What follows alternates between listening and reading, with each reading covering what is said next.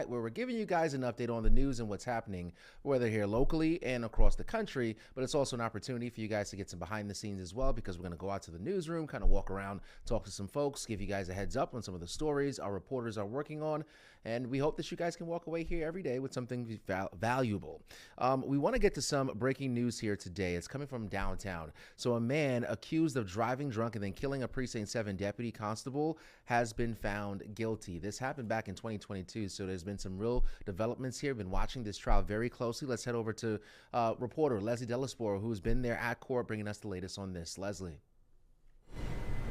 Yeah, Anthony, in a unanimous vote, a jury found Adolfo Serrano guilty of intoxication manslaughter in a short trial that actually started, just Monday earlier this week. Now I'm going to read some notes here, kind of some things that I picked up on here in court today. Now, closing arguments lasted about 30 minutes or so. They were, somewhat brief. And a jury found him guilty of driving drunk on the Sam Houston Parkway. Officials say he actually ran into the back of Jennifer Davis's former, deputy constable for Precinct 7, her patrol vehicle. And actually, when officials say that when he ran into the back of that vehicle, the impact was so big that her vehicle actually bursted into flames, killing her. Now, we heard from both prosecutors and the defense team today, who made some closing arguments. And actually, there was a statement from Serrano's defense team that left a lot of people in the courtroom quite shocked. Take a listen. The only reason that Jennifer Chavis is dead is because he decided to drive highly intoxicated. That is the only reason. She came responding to that call to try to protect other people from exactly what happened to her. What that tells you is the state does not believe that Mr. Serrano on purpose tried to kill somebody. They don't believe that. They didn't file it that way. They say accident or mistake. So the question becomes, did the state prove that Mr. Serrano, by accident or mistake, caused this accident? The answer is they have.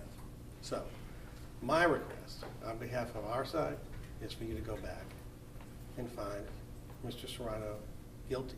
The state's proven his case. Thank you.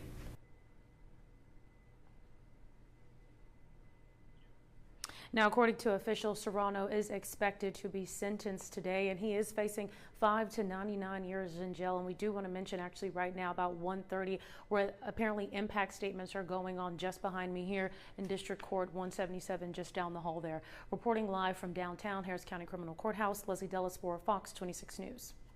All right, Leslie, that's a huge update there. She's going to go back into the courtroom, hear those victim impact statements here. And we know that those certainly play a role with the judge and the final decision the judge will make. So we are paying close attention to that. And remember, Deputy Chavis left behind a 4-year-old son at the time.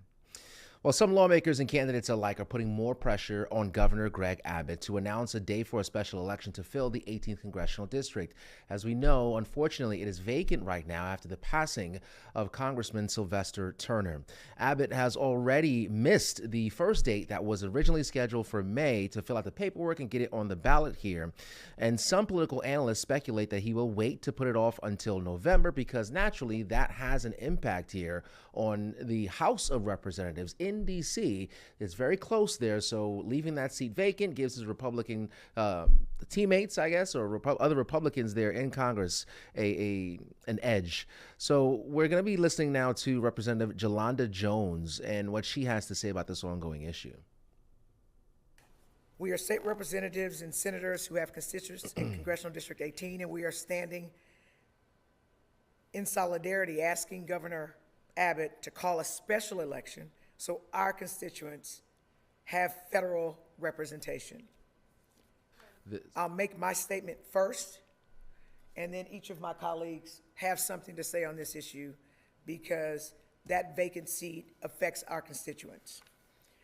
I've got one thing to say to Governor Abbott today. Barbara Jordan must be spinning in her grave. Congresswoman Jordan not only represented Texas's historic 18th congressional district, but was also the first Black woman ever elected to Congress in the South. She famously said, "My faith in the Constitution is whole, it is complete, it is total." It is a sad day in Texas when we can't say the same thing about our governor. The truth is that Governor Abbott is rigging the U.S. Congress to protect Republicans. My constituents in House District 147, who all reside in the historic 18th Congressional District, are without representation in Washington to date only because he knows that Congressional District 18 will elect a Democrat. That is their choice under the Constitution, Mr. Governor. As a state representative, I work with Congresswoman Jackson Lee and also with Congressman Sylvester Turner, and we partnered on issues to deliver results for our collective constituents. Right now, our communities are missing that state and federal punch that we had before the seat became vacant. That, Governor, is unacceptable. Please call a special election today and let the people vote.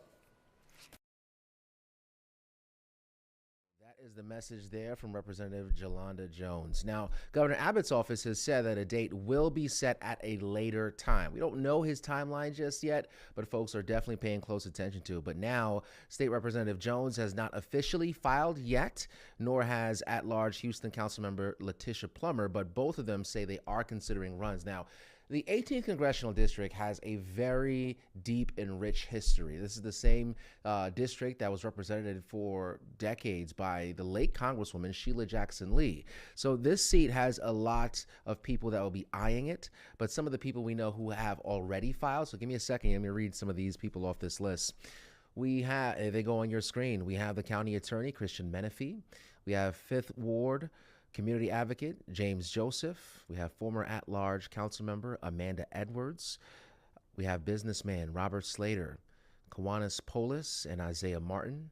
Republicans Cyrus Sanja, and independents Daryl Sherrod Turner and Christopher Beal, just to name a few. We expect that list can definitely increase as you look at independents here as well. We have Tejas Tupera, as well as Chance Davis and Darrell Turner. So lots of folks here eyeing the 18th Congressional District. And you also see here we have 2 Republicans looking to eye this seat that have filed already. We have Deshaun Porter and Cyrus Sajna.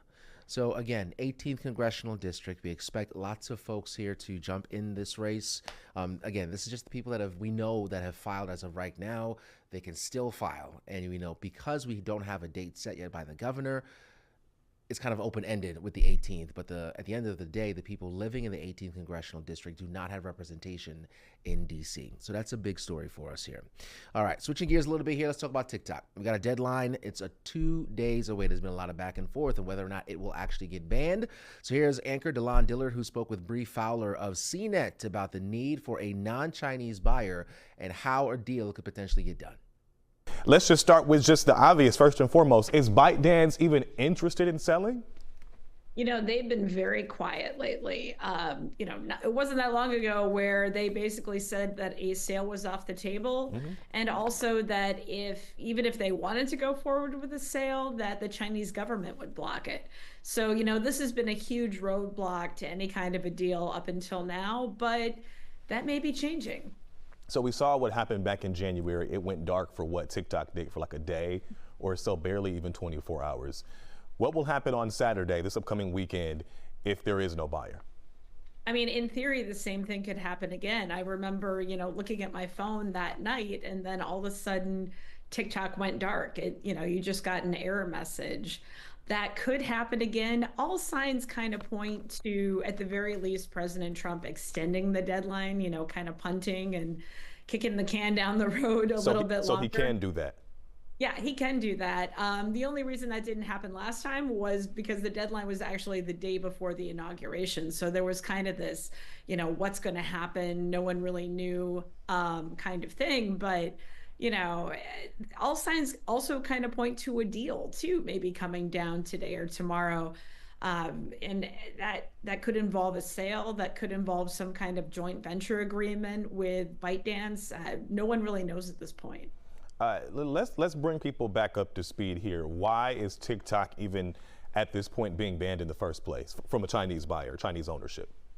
Well, back last year during the Biden administration, Congress passed a law that gave TikTok, a certain amount of time to sell itself to a non-Chinese buyer because there were concerns about national security, about how, the Chinese government could control TikTok and use it to spread disinformation, to, spread Chinese propaganda. But that also, it could collect all of that data, which ByteDance does. It collects the data, but that it could fall into the hands of the Chinese government, a lot of personal details about Americans, and be used for espionage or, just against normal people down the road. Gotcha. Yeah, and that was a bipartisan effort on both sides of the aisle. Democrats and Republicans both agreed with that. Let's talk about here, speaking of data, if you want to save your data, save your videos, just in case the app goes dark. So many people didn't do that back in January. Walk us through that. How do you do this? You can download the data, just go into the app and, find those videos that, you think are really important to you, save it to your phone. It's not that hard. Honestly, I don't think this is going to happen. Never hurts. But, the whole thing about TikTok is a lot of this stuff is just, keep scrolling, keep seeing new things. And that's why a lot of people are worried about its effect on kids. So, do you really need to save any of that?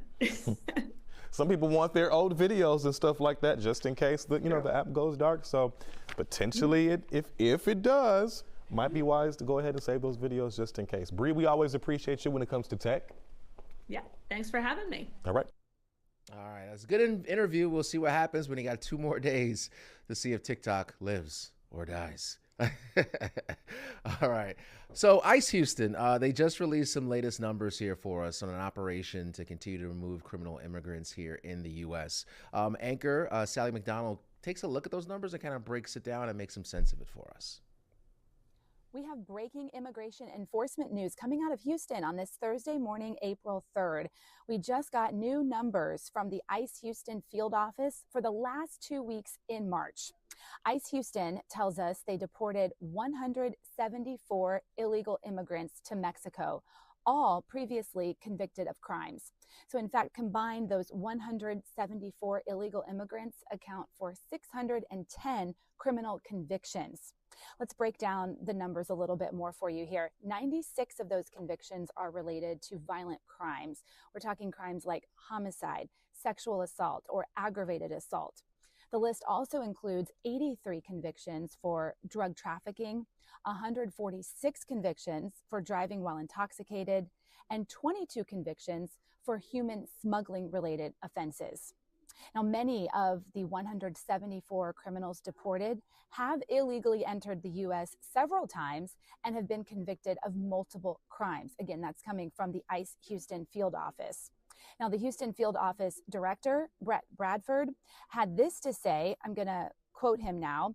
He says, quote, "This is just a small snapshot of the amazing work that the brave men and women at ICE do every day to enhance public safety in Southeast Texas." He went on to say that they put their lives on the line to apprehend and remove people who are in the country illegally. He added that they are preying on innocent, hardworking Texans. And he says, fueled by our unwavering commitment to protect the public from harm and united in our determination to restore integrity to our nation's system of laws, ICE will continue to aggressively pursue and remove anyone who threatens the safety of our communities and the national security of our country.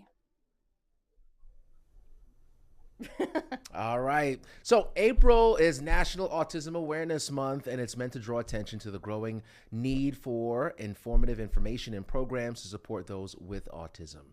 And joining me now, I have the pleasure of speaking with one of my favorite people in the world, my coworker, Faith Braverman. Faith, Hi. welcome. Thank you so much. I'm so happy to be here with you. And you know, we've bonded on this topic before. Absolutely.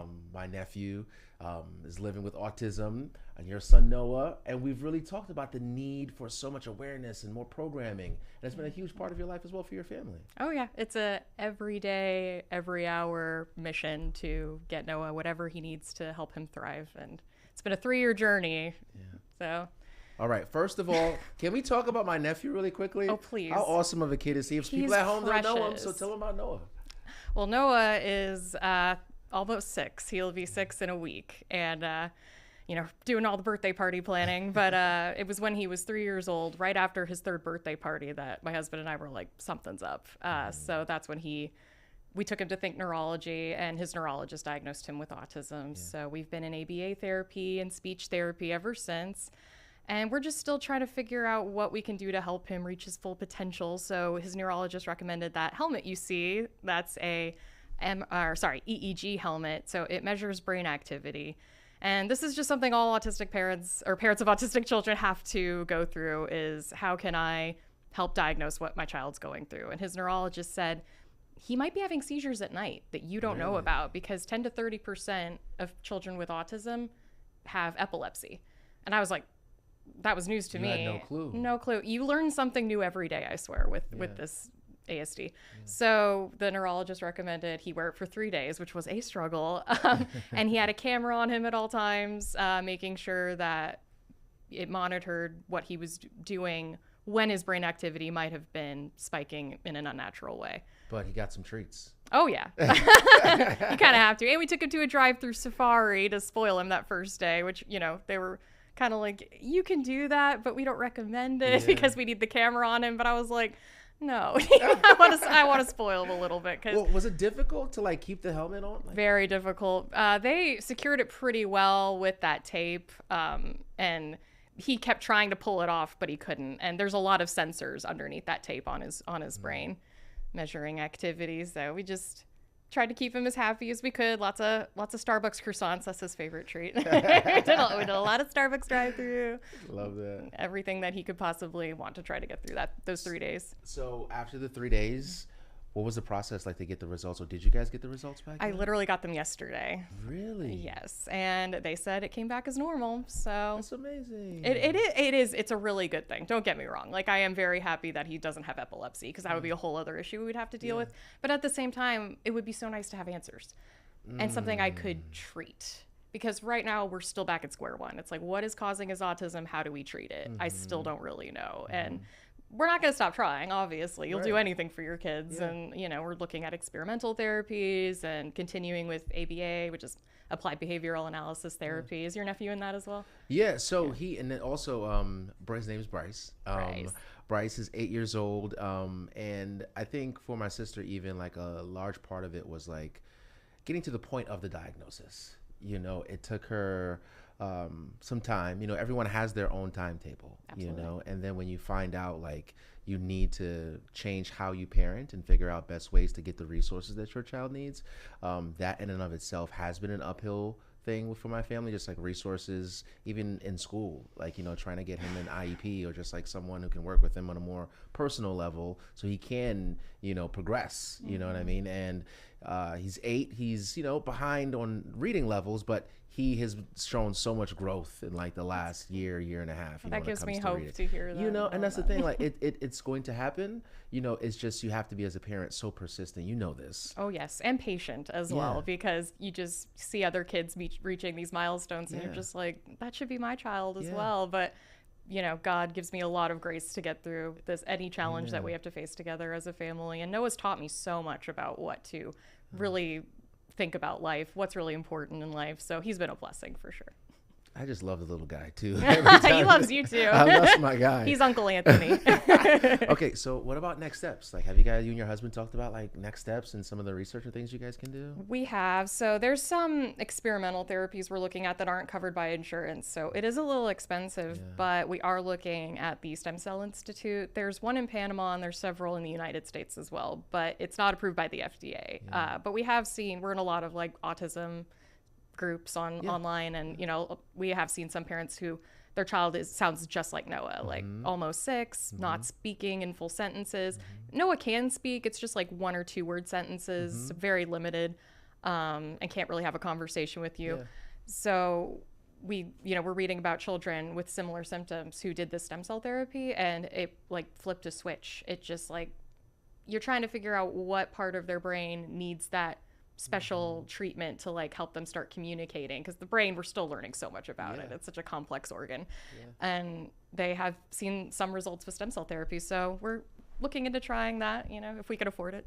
Yeah, we wish you guys all the best on that. Thank you. And I think one of the things people they may not understand is just like, how can they support families? You know, so if someone is out there and they may not know the ins and outs of autism and what to do or how to support, like, how can they do that? Like, how can they support families, whether it's in the classroom, if their kids are in the same classroom, or even on the playground?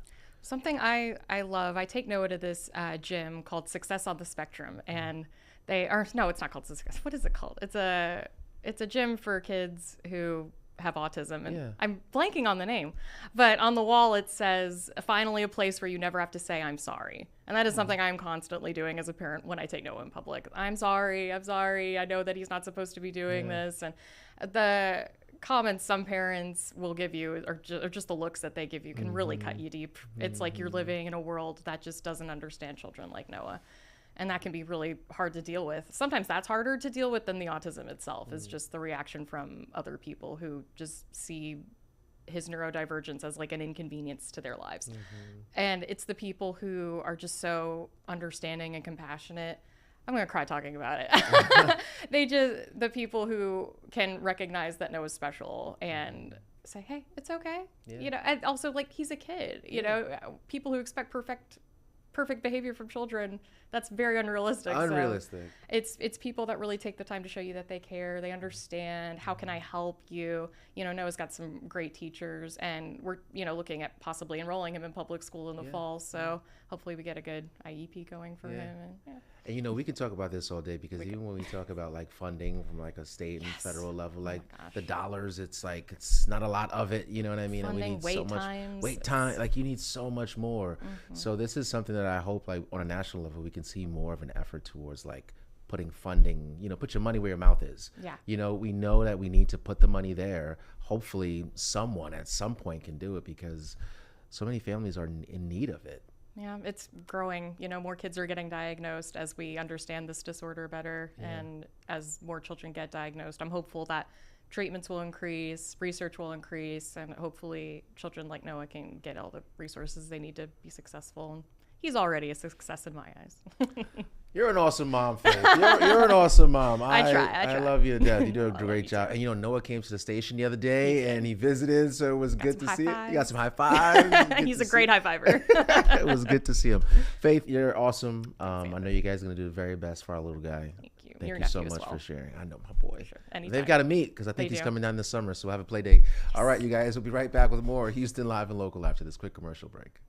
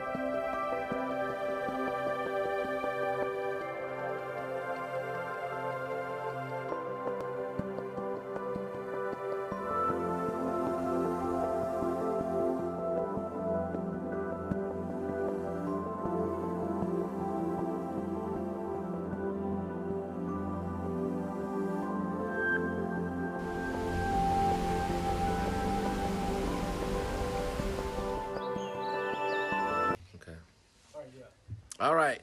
Welcome back to Houston Live and Local. As you can see, I am joined with meteorologist Ramisha Shade, and we are in the Weather Center. Ramisha, we had a very active weather pattern. What is it, 20 or so tornadoes in like the South and Midwest yesterday? Exactly. Somewhere right around that number. Yeah. It's just been very active, very unsettled. Of course, we were concerned when we saw that 5 out of 5, very rare, high risk for severe storms and a big tornado outbreak. And unfortunately, that did unfold. We haven't really had to deal with any of that just Thankfully, yet. yeah. Thankfully. I think our big day is going to be Saturday. Unfortunately, the first part of the weekend, I think by 7, 8 a.m. Saturday morning through the late morning, lunchtime, through about 4 o'clock, we're going to have a good chance for storms. In fact, our threat for severe weather actually increased for Saturday with that latest advisory. So now instead of a 1 out of 5, it's like a 2 out of 5 for the majority of the area. And up towards Livingston, you got a 3 out of 5 risk for severe storms and a few tornadoes Saturday morning and Saturday afternoon. So we all need to be alert. We got the wind advisory today. Here's another update on that. That ends at 5 p.m., but it comes right back tomorrow. So the National Weather Service has already reissued that wind advisory from 7 a.m. Friday until 7 p.m. for Houston, Galveston, eastern 2/3 of the area. So we got the wind, then we got the big storm threat Saturday, and then a huge drop in temps. How about jacket weather in April? The jacket? Yeah. You may not need the big coat like I keep with me in the station because I'm usually cold. Yeah, it is always cold in here. To give her credit, it is cold in here. But definitely jacket weather, especially Monday morning. Likely for Houston in the upper 40s, but I can't rule out low to middle 40s, maybe up towards Conroe, the Woodlands, Huntsville. I think we may escape freezing in 30s, but yeah, it's definitely going to be a chill in the air, and it's going to feel a lot different than the close to 90-degree temps we're expecting this afternoon and tomorrow. And we had a lot of events outdoors. We had Foodie Land. So definitely, if you want to go to Foodie Land, you might want to do that tomorrow. So I think maybe tomorrow will be a good day to go. Right. Saturday, well, maybe in the evening. Check Fox Local, check your weather forecast, check your radar before you head out there, because morning, afternoon looks a little dicey. There could be some pretty rough weather. I think by Saturday night, most of that starts to push to our east, but Sunday looks pretty good. I think just about all the rain is gone after about 7, 8 a.m. Sunday morning. So it'll be drier Sunday, but still breezy, with temperatures only climbing to the 60s instead of near 90s. Sheesh. I know for some people, they're like, hey, I'll take that. Of course. There's a lot of people that, like, I don't want it to be 90 degrees, but we'll get enough of that later this year. So while we have our few days of highs in the 60s and lows in the 40s, let's just enjoy it. Soak it up. Enjoy it while it lasts. Pretty soon it'll be triple digits. All right, Ramisha, thank you so much. Keep that in mind. Saturday is a Fox 26 Storm Alert Day. But in the meantime, thank you so much for joining us on Houston Live and Local. I'm Anthony Antoine.